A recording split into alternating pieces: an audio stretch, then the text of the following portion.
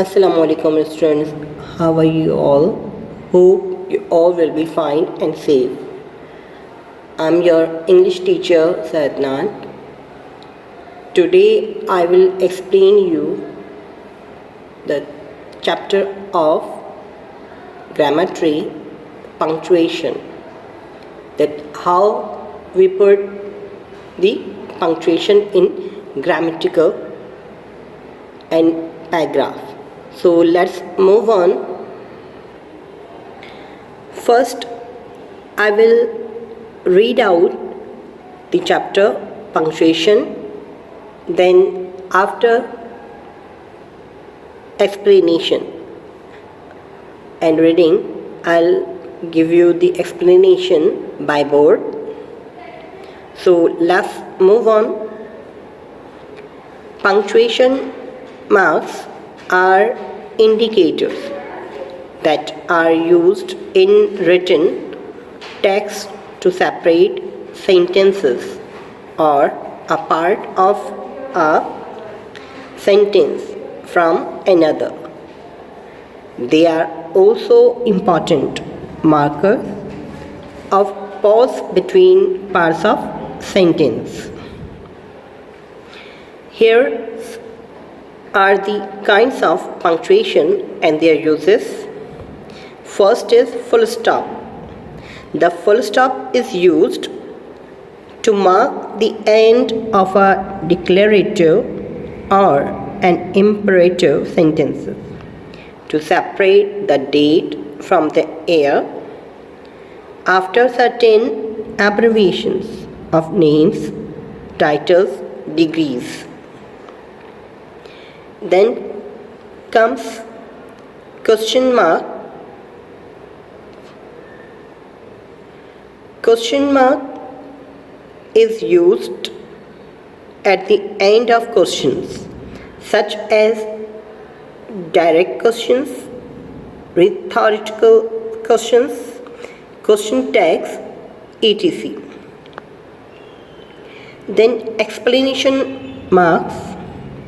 The explanation mark is used at the end of an exclamation to express joy, praise, wonder, sorrow, etc. Then comma. The comma is used to separate more than two words in a series, to separate words, pairs of words, phrases, and clauses. Indicate a word or group of words in a position. To separate the words yes or no from the rest of the sentence. To separate the month and the year, or the date and the year. In letters, after salutation and complimentary clause.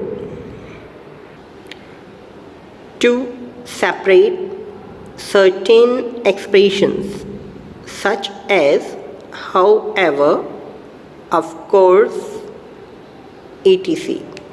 To separate question tags. To separate reported speech from direct speech. Then semicolon. The semicolon is used when a greater pause is required, then is indicated by the comma. It is also used to separate the clauses of compound sentences when they contain a comma. Example, he was a brave, large-hearted man. We all honored him. Next point, to separate a series of loosely related clauses. Example, her heart was strong, her life difficult.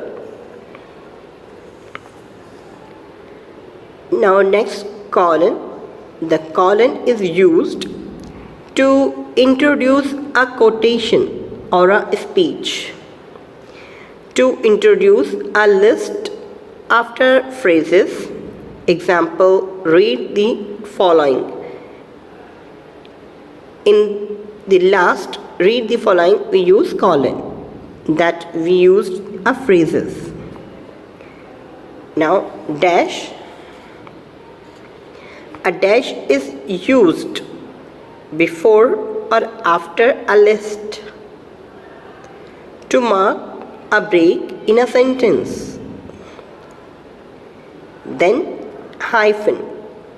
A hyphen is used in the formation of compound words with certain prefixes. Example, re-entry, vice chancellor, ex-minister, with numbers that are spelled out. For example, 22, 31st. Then quotation marks. The quotation marks are used to enclose a quotation, to enclose direct speech, to enclose titles of films, books, etc. Then apostrophe. An apostrophe is used to show position and to show time and discuss, to show omission of some letters during contraction in the form of word, to form plurals in some cases. Now capital letters, where we used capital letters are used to begin the first word of a sentence, to begin the first word of every line of words, to begin the first word of direct speech, for proper nouns and proper adjectives, for names of days and months, for names of religions and sects, for names of institutions, for names of historic buildings, for names of books, newspapers and journals, for abbreviation, for the names of festivals, for the names of historic events, for the pronoun I. So these are the points where we use the capital letter in the beginning. So students, I have read out the chapter punctuation. Now move on the explanation of punctuation by board. Hope you will get it. Let's move on. Punctuation, symbols describing our feelings or emotion, is called punctuation. So here I am going to explain the full stop and period. Where we use it, it shows that the statement is complete or showing abbreviation. Full stop जो है कहाँ पर use किया जाता है? अगर कोई भी स्टेटमेंट जो कि कंप्लीट हो जाता है वहाँ पर हम फुल स्टॉप को यूज़ करते हैं। या फिर अगर हम कोई एब्रिविएशन को यूज़ कर रहे हैं, शो कर रहे हैं, तो वहाँ पर भी हम पंक्चुएशन को यूज़ करते हैं। जैसे अगर मैं एक सेंटेंस बोलूँ, माई नेम इज़ अदनान, तो यहाँ पर जो है मेरी बात कंप्लीट हो चुकी है। तो उस नाम के बाद, अदनान के बाद, I can use full stop कि मैंने अपनी बात को जो है वो मुकम्मल कर लिया है, मेरा स्टेटमेंट जो है वो कंप्लीट हो चुका है। Then come to question mark. Question mark की जो ये सिंबल है, ये देखते ही अंदाज़ा हो जाता है कि कहाँ पर यूज़ होता है। तो ये यूज़ होता है किसी भी सवाल पूछने के लिए। It shows interrogation. जब आप किसी से सवाल करते हो और आपका क्वेश्चन जो है वो कंप्लीट हो जाता है, तो उसे वहीं पर स्टॉप करने के लिए क्वेश्चन मार्क की सिंबल यूज़ की जाती है कि आपकी जो है वो क्वेश्चन कंप्लीट हो चुका है। Then comes to exclamation point. ये जो एक्सक्लेमेशन की जो सिंबल है, ये शो करती है हमारी सडन आउट क्राई और एम्फेसिस को। मतलब कि हमारा अचानक का जो रवैया होता है या शॉक में जब हम आ जाते हैं, या फीलिंग्स जो आती हैं वो, कि जैसे हम खुश हो जाते हैं अचानक से तो हम कहते हैं अरे वाह, या फिर हुर्रे हम जब वर्ड यूज़ करते हैं, तो उन चीज़ों पर जो है हम एक्सक्लेमेशन पॉइंट को यूज़ करते हैं। लाइक एग्जाम्पल है कि अगर मैं ये कहूँ शट अप, तो शट अप जो है पूरा एक वर्ड जो है वो शो कर रहा है हमारी एक्सक्लेमेशन को, कि यहाँ पर आकर जो बात है वो सेंटेंस जो है वो हमारा कंप्लीट हो चुका है, और एक फीलिंग उसके अंदर हमें बताई गई है कि हम किसी को रोक रहे हैं या ठहराव दे रहे हैं।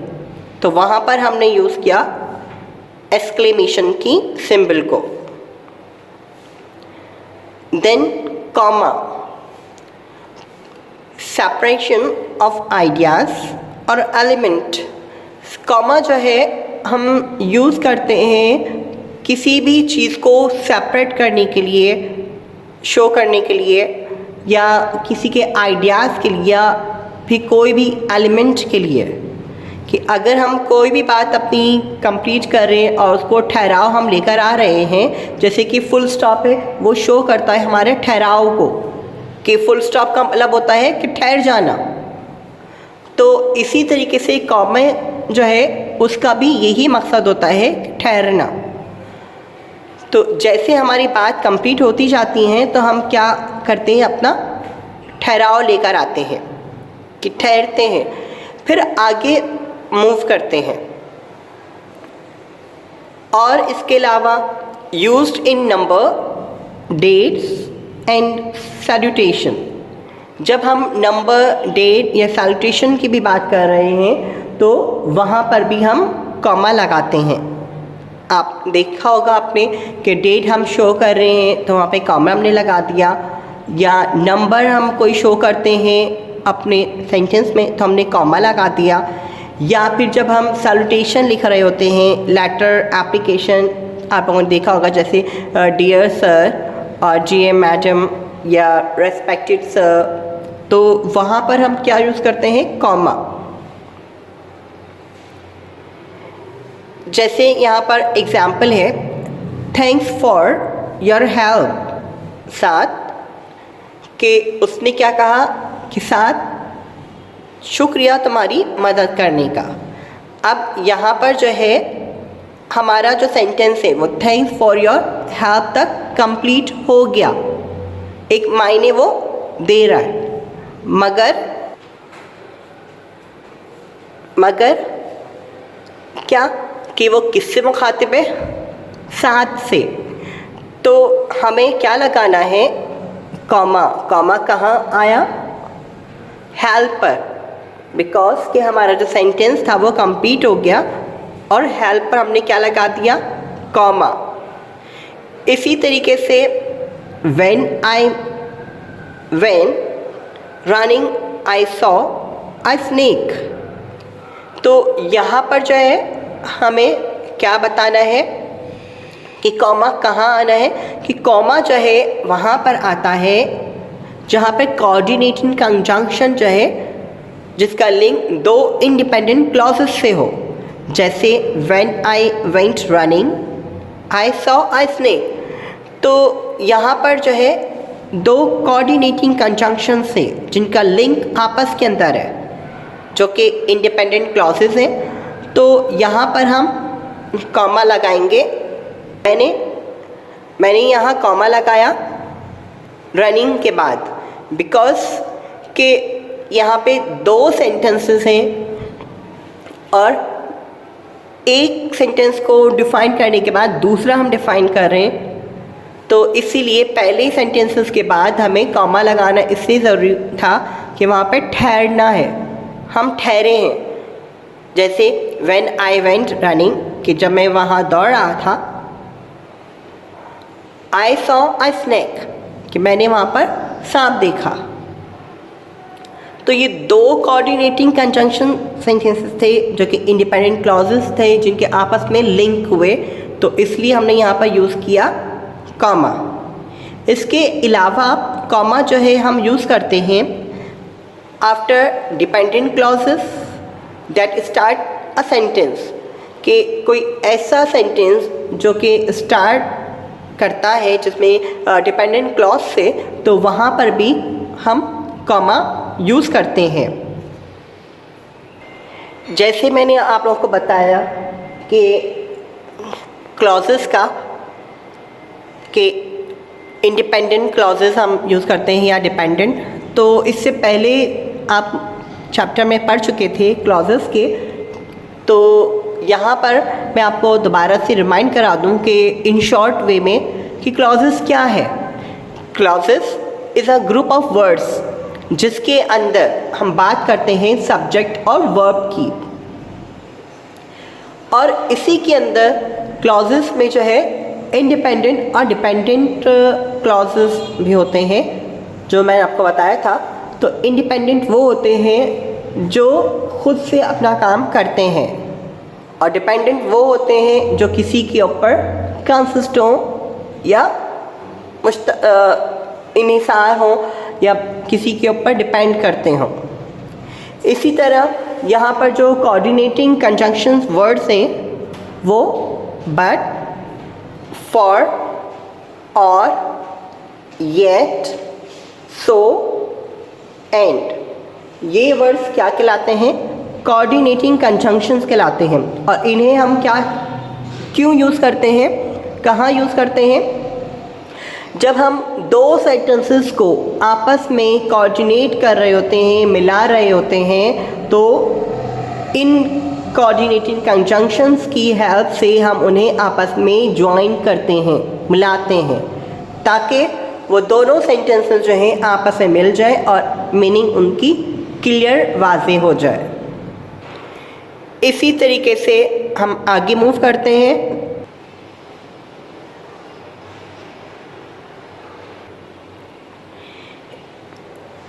इसी तरह हमारा नेक्स्ट पॉइंट है सेमीकोलन का, that is use to connect independent clause, कि ये कनेक्ट किया जाता है इंडिपेंडेंट क्लॉज के लिए, उसे शो करने के लिए। एग्जाम्पल है यहाँ पर, some students write with a pen. तो यहाँ पर आता है कि कुछ स्टूडेंट जो कि पेन से लिखते हैं और उसका प्रोसेसर जो था वहाँ हमने सेमीकोलन यूज़ किया और बताया अपनी सजेशन को। And other write with a pen और pencil. Now come to colon. Colon जो है वो यूज़ किया जाता है कोटेशंस के लिए, एक्सप्लेनेशन के लिए, एग्जाम्पल या सीरीज़, या फिर हम किसी सब्जेक्ट्स वगैरह को शो ऑफ कर रहे होते हैं और उनमें भी हम यूज़ करते हैं, जैसे like physics, chemistry and science. इनमें काफ़ी ऐसी चीज़ें होती हैं, एक्सप्लेनेशंस होती हैं जहाँ पर हम कॉलन का इस्तेमाल करते हैं।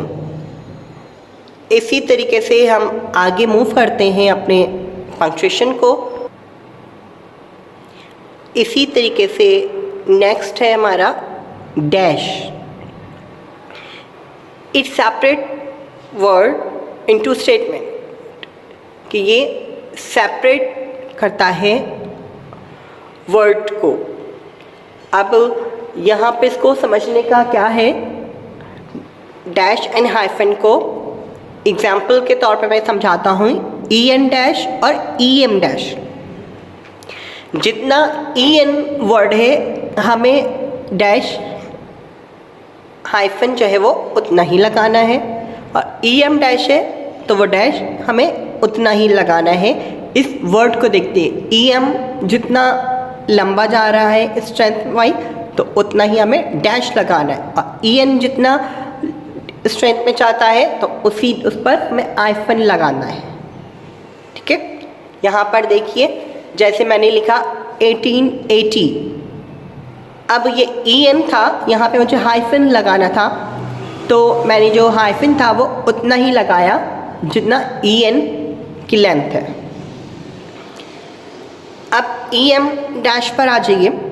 यहाँ पर शी सेड, उसके बाद मैंने डैश जो था वो उतना ही लगाया स्ट्रेंथ देखते हुए जैसे कि ई एम वर्ड है। ये इजी वे होता है डैश और हाइफन को समझने के लिए। Then come to hyphen. It shows more words into compound term, कि ये शो करता है ज़्यादा वर्ड्स, 2 and more वर्ड्स को शो करता है बाय यूजिंग दी हाइफन। कि जैसे एग्जाम्पल है इको, फिर देखिए मैंने हाइफन दिया, और फ्रेंड कि वो eco friend. Then book loving, in 2 words को ज्वाइन किया किसकी हेल्प से, हाइफन की मदद से। उसके बाद है वेल नोन, वेल को भी हमने क्या किया, ज्वाइन किया किससे, नोन से, बाय यूजिंग हाइफन। इसी तरह कोटेशन मार्क है। कोटेशन मार्क जो हम यूज़ करते हैं वो बताने के लिए यूज़ करते हैं रिपीटेड वर्ड फॉर वर्ड। हम अपने अल्फाजों की अहमियत बताने के लिए हम कोटेशन मार्क को यूज़ करते हैं, कि ये शो करने के लिए कि हमारे जो अल्फाज हमने दिए हैं कि कौन से अल्फाज इम्पॉर्टेंट हैं। तो उस इम्पॉर्टेंस को शो करने के लिए उस वर्ड की हम यूज़ करते हैं मार्क्स को। तो इसीलिए हम उस सेंटेंस की अहमियत को बताने के लिए कोटेशन मार्क को यूज़ करते हैं, ताकि वो जो वर्ड्स है वो शो भी हो जाए और उसकी अहमियत का भी अंदाज़ा हो जाए कि वो काफ़ी इम्पॉर्टेंस रखता है हमारे लिए। उसके बाद है अपॉस्ट्रॉफी। अपॉस्ट्रॉफी जो वर्ड है, अपॉस्ट्रॉफी वर्ड शो करता है पॉजिटिव केस को और कॉन्ट्रैक्ट फॉर्म को, कि किस तरीके से हम कॉन्ट्रैक्ट वर्ड्स पर जो है अपॉस्ट्रॉफी को यूज़ करते हैं। तो यहाँ अपॉस्ट्रॉफी को शो करने के लिए या एक्सप्लेन करने के लिए मैंने एग्जाम्पल्स राइट की हैं, जिसे हम एब्रिविएशन या शॉर्ट कॉन्ट्रैक्ट वर्ड्स के लिए भी यूज़ करते हैं। जब हम तो उसके लिए हम अपॉस्ट्रॉफी के सिंबल यूज़ करते हैं, जैसे आई एम। तो आई एम जो है इन 2 वर्ड्स को हमने शॉर्ट कॉन्ट्रैक्ट के लिए यूज़ करना है। तो हम कैसे करते हैं कि हमने क्या किया, आई के बाद अपॉस्ट्रॉफी यूज़ करने के बाद सिंबल हमने एम यूज़ किया, जिससे हमारा वर्ड जो था वो कॉन्ट्रैक्ट के अंदर भी आ गया और वर्ड भी शो हुआ और मीनिंग भी हमारी कंप्लीट हो गई।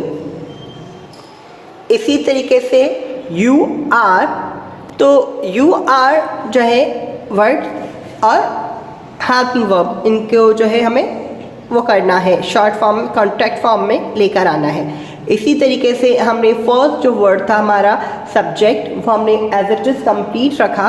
उसके बाद जो है हमारा हैप्पी वर्ब, उस पर हमने कॉन्ट्रैक्शन लगाकर उसे लिख दिया। जैसे कि यू है तो हमने आ लिखना है, तो आर का ए जो है हमने कॉन्ट्रैक्ट के अंदर यूज़ किया और ई और आर इन दो को हमने यूज़ किया, जैसे आर ई, तो वो हमारा कॉन्ट्रैक्शन वर्ड बन गया यू आर। उसी तरीके से लेट अस है और हु इज़, तो ये तो था कॉन्ट्रैक्शन। सो अब हम मूव करते हैं पजेसिव केस, कि पजेसिव केस हम किस तरीके से यूज़ कर सकते हैं अपॉस्ट्रॉफी को, कि पजेसिव केस में अपॉस्ट्रॉफी किस तरीके से यूज़ किया जाता है। अपॉस्ट्रॉफी जो शो करती है पजेसिव केस को भी। पजेसिव केस क्या होता है कि जिसमें आप शो करते हैं अपनी पोजीशन को और टाइम को और डिस्टेंस को, ठीक है। और इसके अलावा अपॉस्ट्रॉफी के अंदर क्या होता है कि आप ओमिशन कर देते हैं सम लेटर्स को, जब आप कॉन्ट्रैक्ट के अंदर लेकर आ रहे होते हैं तो उसको आप ओमिट कर देते हैं उनकी लेटर्स को और कनेक्ट कर देते हैं एक लेटर फॉर्म्स के अंदर जो है वर्ड को। और इसके अलावा अगर हम किसी फॉर्म को जो है प्लूरल्स के अंदर लिख रहे हैं तो कुछ केसेस के अंदर जो है हम उसे प्लूरल्स को भी शो करने के लिए हम पजेसिव केस को यूज़ करते हैं। इसी तरीके से कॉन्ट्रैक्शन पजेसिव जो है वो हम शो करते हैं तो किस तरीके से, कि जैसे यहाँ पर मैंने इट यूज़ किया तो यहाँ पर इट है। अब इट्स का जो रिलेशन पजेसिव हमें किसी सेंटेंस के साथ इसको यूज़ करना है या किसी चीज़ को शो करना है, तो हमने इस अगर मैंने लगाया तो हमें अपॉस्ट्रॉफी एस के साथ जो है हमें उसको शो करना है सिंगल वर्ड में। उस वर्ड को आई को जो है ओमिट कर कर हमें अपॉस्ट्रॉफी यूज़ करना है ताकि वो उसका रिलेशन उसको बता सके। इसी तरह साराज है कि सारा है, तो साराज के साथ मैंने अपॉस्ट्रॉफी यूज़ किया ये शो करने के लिए कि कोई चीज़ या कुछ भी रिलेटेड बात है या कोई चीज़ है जो कि सारा की है या सारा से रिलेटेड है, तो उसका पोजीशन, उसका अपनापन या उसका रिलेशन शो करने के लिए हम अपॉस्ट्रॉफी को यूज़ करते हैं ताकि जो वर्ड्स हैं उसे हम कॉन्ट्रैक्ट के अंदर लेकर आ सकें और शॉर्ट कर सकें और लिख सकें ताकि उसकी मीनिंग जो है वो पूरी हो सके। तो इस चैप्टर के अंदर मैंने आप लोगों को जो है पंक्चुएशन समझा दी है। होप कि आप लोगों को जो है ये पंक्चुएशन समझ में आ चुकी होंगी कि कहाँ हमें किस पंक्चुएशन को यूज़ करना है। अगर आप लोगों को कोई डिफ़िकल्टी होती है इसको लेकर तो आप जो है मुझसे ग्रुप के अंदर पूछ सकते हैं। तो स्टूडेंट्स अच्छी तरीके से जो है आप इस वीडियो को वॉच आउट करें, समझें कि पंक्चुएशन क्या है, और अगर कोई चीज़ समझ में नहीं आती है तो फिर आप जो है मुझसे ग्रुप के अंदर पूछ सकते हैं। I will solve your problem. कि अगर आपको कोई चीज़ समझ में नहीं आती है तो आप मुझसे ग्रुप के अंदर पूछ सकते हैं। और ग्रुप टाइमिंग आप लोगों को मालूम है जो कि 6 to 8 होते हैं एवरी डेज और 5 days इन अ वीक। तो आप उसके अंदर मुझसे कुछ भी पूछ सकते हैं अपने इस पंक्चुएशन के लिंक को लेकर। सो टिल देन स्टूडेंट्स, अल्लाह हाफिज़, बाय, टेक केयर, अपना ख्याल रखिएगा। और जो भी काम है इंग्लिश बी का वो अच्छी तरीके से साफ़ सुथरी राइटिंग के अंदर अपनी इन कॉपीज़ के अंदर कीजिएगा। और एवरी फ्राइडे जो कि चेकिंग डे है, आप उस चेकिंग डे में अपनी कॉपीज़ को भिजवा दें ताकि वो चेक हो सकें टाइम टू टाइम। इसे बर्डनाइज ना करें खुद के ऊपर भी और हम टीचर्स के ऊपर भी, ताकि वो टाइम टू टाइम चेक हो सके। सो टिल देन, अल्लाह हाफिज़, बाय, टेक केयर।